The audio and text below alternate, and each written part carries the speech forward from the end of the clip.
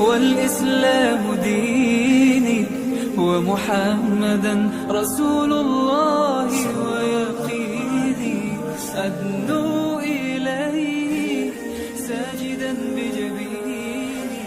اقبل صلاتي وللصلاة نحمده ونصلي ونسلم على رسوله الكريم أما بعد أبرئ نفسي إن النفس لأمارة بالسوء إلا ما رحم ربي إن ربي غفور رحيم صدق الله العظيم۔ آج کی نشست میں آپ کی خدمت میں قرآن مجید کے 13ویں سپارے وما أبرئ نفسی کا خلاصہ انشاءاللہ چند منٹ میں عرض کیا جائے گا۔ اس 13ویں سپارے میں 3 صورتیں سورہ یوسف، سورہ رعد اور سورہ ابراہیم شامل ہیں۔ سورہ یوسف کی ابتدائی 52 آیات تقریباً 7 رکوع پارہ نمبر 12 میں ہیں، اور پارہ نمبر 13 میں سورہ یوسف کے تقریباً آخری 6 رکوع شامل ہیں۔ تو سورہ رعد، سورہ ابراہیم مکمل 13ویں پارے کا حصہ ہے۔ سپارے کا آغاز ہوتا ہے وما أبرئ نفسی سے۔ حضرت یوسف علیہ السلام کا جملہ قرآن نقل کرتا ہے کہ میں اپنے نفس کو پاک کہنے کا دعویٰ نہیں کرتا، میں اپنے نفس کو پاک کہنے کا دعویٰ نہیں کرتا۔ اب یہ پیغمبر فرما رہے ہیں، اور پیغمبر بھی یوسف جیسے جو انتہائی پاکیزہ یوسف صدیق ہیں، یوسف معصوم ہیں، کیونکہ ان النفس لامارۃ بالسوء، کیونکہ جو انسانی نفس ہے یہ تو برائی کی ہی تلقین کرتا ہے۔ امارہ کے معنی کسی چیز کی طرف رغبت دلانے والا، ہاں جس پہ اللہ رحم فرما دے، یعنی مطلب یہ ہے کہ جس نفس پر اللہ رحم فرما دے تو اس نفس کو پھر اس کا نفس برائی کی طرف نہیں بلاتا۔ تو انسانی نفس کی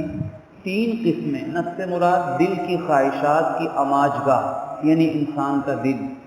قرآن نے انسانی نفس کو 3 قسموں میں تقسیم کیا ہے۔ پہلا نفس تو نفس امارہ ہے کہ جو ہمیشہ برائی ہی کی تلقین کرتا ہے، اور دوسرا نفس نفس لوامہ ہے۔ لوامہ کے معنی ملامت کرنے والا، کہ جب انسان سے خطا ہو جائے تو پھر خطا کے بعد انسان کا ضمیر انسان کو کوستا رہے، برا بھلا کہتا رہے، آخر کار انسان توبہ کر لے، یہ نفس امارہ ہے۔ اور تیسرا نفس نفس مطمئنہ ہے، یعنی اطمینان والا نفس، جیسے فرمایا یا ایھا النفس المطمئنہ، کہ وہ نفس مطمئنہ کہ جو جیسے انبیاء کرام کے نفوس قدسیاں ہیں۔ اور ایسا ممکن ہے کہ اللہ ایک انسان کے نفس کو اتنی ترقی عطا فرمائے، اتنی پاکیزگی عطا فرمائے کہ اس کے دل میں خیالات برائی کے آنا ختم ہو جائیں، یا اتنے کمزور ہو جائیں کہ ان کی کوئی حیثیت نہ ہو۔ بحیثیت انسان خیال آیا اور 1 سیکنڈ میں گزر گیا، خیال آیا اور گزر گیا۔ تو انبیاء کرام علیہ السلام بحیثیت انسان ایسے ہی ہوتے تھے کہ ان کے نفس میں گناہ کے تقاضے نہیں پیدا ہوتے تھے۔ بحیثیت انسان گناہ کو قریب سے بھی گزرنے کی اجازت نہ ہوتی تھی۔ لیکن یوسف علیہ السلام فرماتے ہیں کہ جس پہ اللہ رحم فرمائے گا تو وہی نفس گناہوں سے بچ سکتا ہے۔ بہت سارے بزرگوں کو یہ دعا دیتے سنی، اور اس دعا کی حکمت اس قرآن کی آیت کو پڑھ کے سمجھ میں آئی کہ جب بھی کوئی ذکر کرتا کہ مجھ سے فلاں خطا ہوتی ہے، کیسے گناہ کو چھوڑوں، تو ایک ہی دعا فرماتے تھے کہ اللہ رحم فرمائے، اللہ رحم فرمائے۔ تو یہی قرآن نے کہا کہ گناہ سے صرف وہی بچے گا جس پر اللہ رحمت فرمائے گا، اس کے سوا لوگ خانہ کعبہ کے سائے میں بیٹھ کے بھی گناہ سے نہیں بچ سکتے۔ اب اللہ کس سے رحم فرمائے گا؟ اللہ پاک کی رحمت اسی پر ہوگی جو کم از کم کوشش کرے گا۔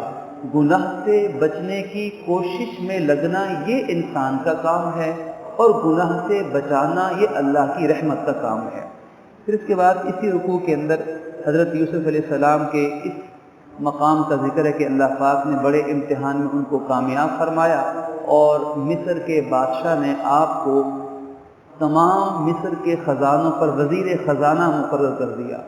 اور یہاں یہ بھی ذکر ہے کہ یوسف علیہ السلام نے خود یہ پیشکش کی، کیونکہ آپ جانتے تھے کہ آپ سے بہتر اس وقت ملکی معیشت کو چلانے والا، خزانے کی حفاظت کرنے والا، تدبیر کرنے والا اور کوئی نہیں ہے۔ اگر ایسی صورتحال ہو اور انسان کو اپنے اوپر اعتماد ہو اللہ کی رحمت سے، تو پھر کسی عہدے کا سوال کرنا جائز ہے، اور ایسی صورت میں اللہ کی مدد بھی شامل حال ہوتی ہے۔ تو ذمہ داری دی جائے بغیر طلب کے تو اس میں اللہ کی مدد و نصرت ہے، اور اگر ایسی صورتحال ہے کہ اس کے علاوہ کوئی ذمہ داری کو ادا کرنے والا نہیں ہے، پھر وہ خود آگے بڑھ کے ذمہ داری حاصل کرے یوسف علیہ السلام کی طرح، تو انشاءاللہ اس میں اللہ کی مدد شامل حال ہوگی۔ پھر اگلے رکوع کے اندر ذکر ہے کہ حضرت یوسف علیہ السلام کے بھائی جب کنعان میں قحط پڑتا ہے تو یوسف علیہ السلام کے یہ ستیلے بھائی غلہ اناج لینے کے لیے پہلی دفعہ مصر آتے ہیں، اور یوسف علیہ السلام حکمت کے ساتھ ان کو فرماتے ہیں کہ اپنے اس بھائی کو بھی ساتھ لے کر آؤ جس کو تم گھر میں چھوڑ کر آئے ہو، یعنی وہ بنیامین ہیں جو یوسف علیہ السلام کے سگے بھائی تھے، باقی بھائیوں کے ستیلے بھائی تھے۔ پھر رکوع نمبر 3 کے اندر ذکر ہے کہ یوسف علیہ السلام کے بھائی تیسری مرتبہ دوبارہ مصر میں آتے ہیں، اور یوسف علیہ السلام سے ملاقات ہوتی ہے، اور یوسف علیہ السلام ایک حکمت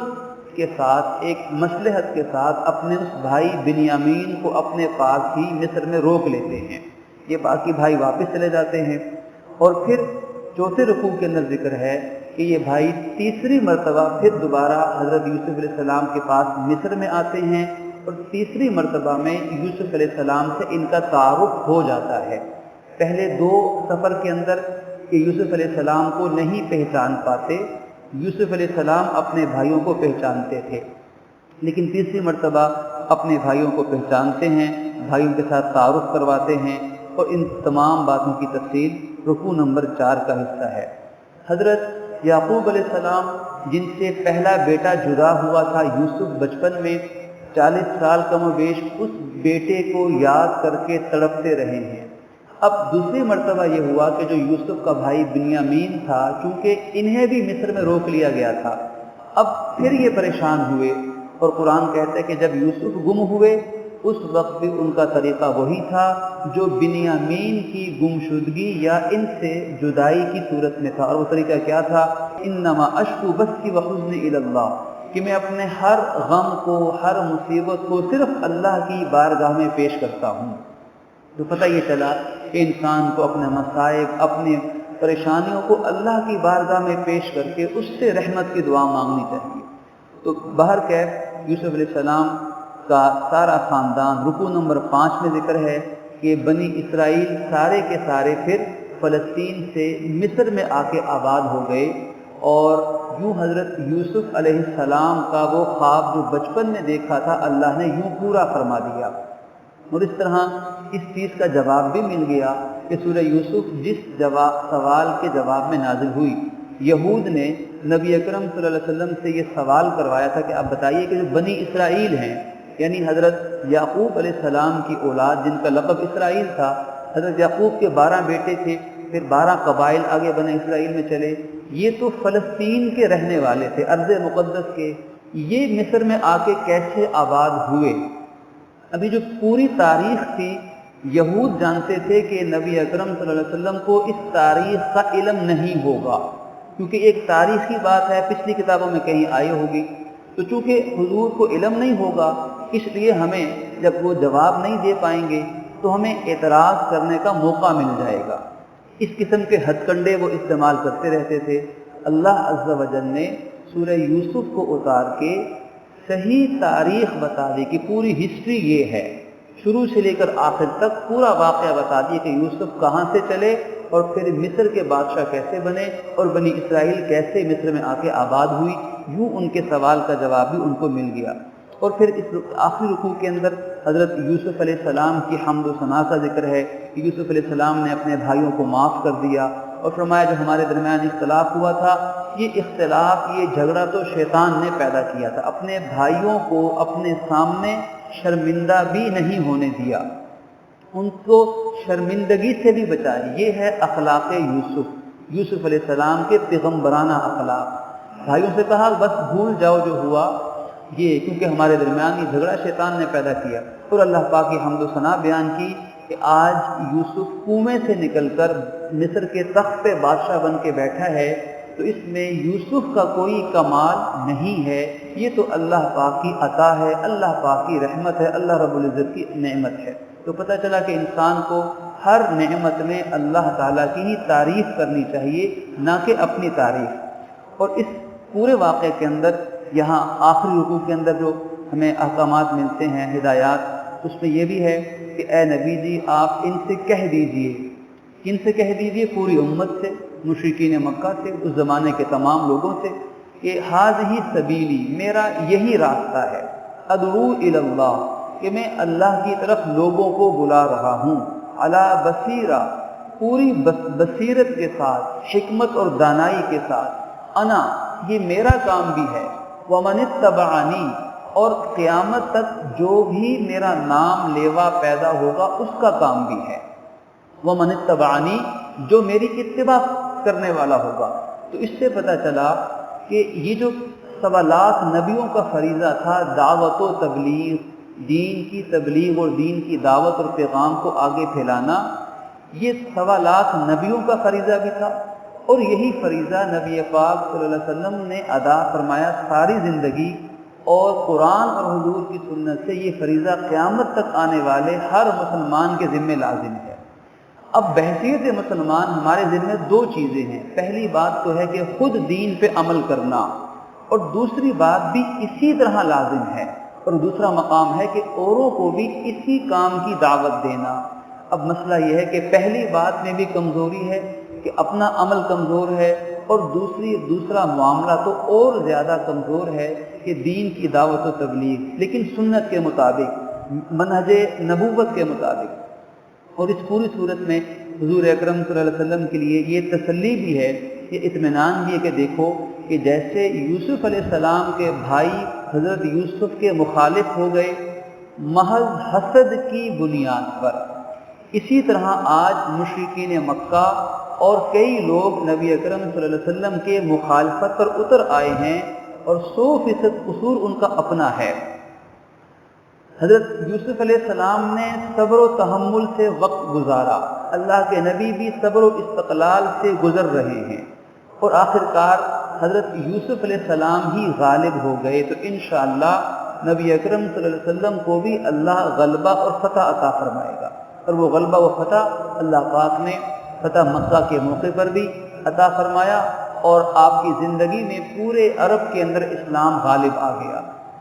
اس میں یہ حقیقت بتائی گئی ہے کہ جو انصاف، عدل، رحمت، سچائی کے ساتھ چلے گا تو مخالفت کرنے والے چاہے سارے معاشرے کے لوگ ہو جائیں، چاہے پوری برادری مخالف ہو جائے، ساری انسانیت مخالف ہو جائے، لیکن حق پر چلنے والوں کی مدد اللہ پاک اپنی رحمت سے فرما کے انہیں ایسے کامیاب کرتا ہے جیسے یوسف علیہ السلام کو کامیاب کیا، جیسے امام الانبیاء صلی اللہ علیہ وسلم کو اللہ پاک نے کامیاب فرمایا۔ یہ سورہ یوسف کے مضامین کا خلاصہ، اس کے بعد سورہ رعد ہے اور سورہ ابراہیم ہے، ان کا خلاصہ بھی اختصار کے ساتھ۔ سورہ رعد مکی ہے، 6 رکوع 43 آیات مبارکہ ہیں۔ اس سورہ رعد کے بنیادی مضامین وہ عقائد کا بیان ہے، اللہ پاک نے توحید کو بیان کیا، آخرت کو بیان کیا، اور حضور اکرم صلی اللہ علیہ وسلم کی رسالت اور نبوت کو بیان کیا، اور چوتھی اہم چیز ہے اعتراضات کے جوابات اس میں دیے گئے ہیں۔ اللہ پاک اپنی توحید کو کیسے بیان کرتا ہے؟ اپنی قدرت کی نشانیاں بتا کر، جن کا خلاصہ یہ کہ کائنات میں انسان کے اپنے وجود سے لے کر ہر جانب، ہر سو، ہر جگہ اللہ کی قدرت کی بے شمار نشانیاں ہیں۔ اگر انسان سوچنا شروع کر دے تو اپنے وجود سے لے کر اپنے ہاتھ میں پانی کا گلاس پکڑے تو اس وقت ذرا سوچ لے کہ یہ پانی مجھ تک کہاں کہاں سے کیسے کیسے پہنچا ہے۔ یہ ایک لقمہ جو میں کھانے لگا ہوں افطار کے وقت میں، یہ لقمہ پوری کائنات کی طاقت لگی ہے تو یہ لقمہ تیار ہوا ہے۔ اس پانی کے گھونٹ اور ایک لقمے سے لے کر آسمان و زمین ہر سو پھیلی ہوئی جتنی نشانیاں ہیں، یہ سب نشانیاں بتا رہی ہیں کہ ان کا پیدا کرنے والا کوئی ہے، اور وہی وحدہ لا شریک ہے۔ لہذا جس نے ان سب کو پیدا کیا تو پھر اس نے کیوں پیدا کیا؟ اس نے اس لیے پیدا کیا تاکہ اس کی بندگی کی جائے۔ اب بندگی کیسے کی جائے؟ اس کے لیے اللہ نے اپنی وحی اتارنی ہے، اور وحی جس پر اترے گی وہ نبی اور رسول ہوگا۔ یہاں سے نبی اکرم صلی اللہ علیہ وسلم کی نبوت اور رسالت کا ثبوت ملا۔ اب اس وحی نے آ کے بتایا کہ زندگی کیسے گزارنی ہے تاکہ تم مرنے کے بعد کی زندگی میں کامیاب ہو سکو۔ بس یہ جو ہے اس طرز پر پوری صورت کے اندر مضامین توحید، رسالت، آخرت کے بیان کر کے اعتراضات کے جوابات بھی ساتھ ساتھ دیے گئے ہیں۔ اس سورہ مبارکہ کی آیت نمبر 13 کے اندر بادلوں کی گرج چمک کا بیان ہے، اور گرج کو، بادل کے گرجنے کو عربی زبان میں رعد کہا جاتا ہے۔ اسی رعد سے سورت کا نام سورہ رعد رکھا گیا ہے۔ یہ پوری سورت کا خلاصہ ہے۔ اس کے بعد سورہ ابراہیم ہے، اور سورہ ابراہیم کو اگر ہم پوری سورہ ابراہیم کو، جس میں حضرت موسیٰ علیہ السلام کا ذکر بھی ہے، آخر میں حضرت ابراہیم علیہ السلام کا ذکر ہے، ان کی دعاؤں کا ذکر ہے، اس پوری سورہ ابراہیم کو اگر ہم ایک عنوان دے دیں تو وہ عنوان ہے حضور اکرم صلی اللہ علیہ وآلہ وسلم کی نبوت کے مقصد کو بیان کرنا، کہ آپ دنیا میں کس مقصد کے تحت نبی بن کر تشریف لائے۔ اور اس ضمن میں وہ مقصد ظاہر یہی ہے کہ اللہ کا پیغام بندوں کے نام پہنچانا، تاکہ ساری انسانیت جہنم سے بچے، جنت کی طرف جانے والی بنے۔ یہ حضور پاک کی نبوت کا مقصد ہے، اور قرآن اس صورت میں واضح کرتا ہے سورہ ابراہیم کے اندر یہ مقصد کوئی نیا نہیں ہے، کوئی اللہ نے کوئی پہلی مرتبہ کسی پیغمبر کو نہیں عطا فرمایا، یہ بیائی نہیں، وہی مقصد ہے جو مقصد حضرت موسیٰ علیہ السلام کا تھا۔